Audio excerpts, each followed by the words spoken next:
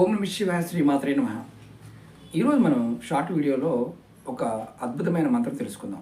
ఈ మంత్రం చేయటం వల్ల మంచి లాభాలు కలుగుతాయి. అంటే ఏ కార్యమైనా సరే సిద్ధించాలన్నా, అలాగే ఆపదలు తొలగిపోవాలన్నా ఇది హనుమత్ మంత్రాన్ని మీరు ప్రతిరోజు కూడా ప్రయత్నపూర్వకంగా చేయండి.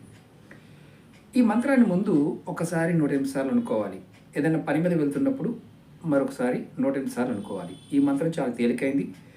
ఈ జపం పూర్తయిన తర్వాత మళ్ళీ అంటే ఒకసారి 108 సార్లు అనుకున్న తర్వాత మళ్ళీ రెండోసారి పునశ్చరణ చేయాలి. అంటే 108 సార్లు అనుకోవాలి. మంత్రం వచ్చి రం రామాయ నమః. ఈ మంత్రాన్ని డిస్క్రిప్షన్లో కూడా పెడతాను.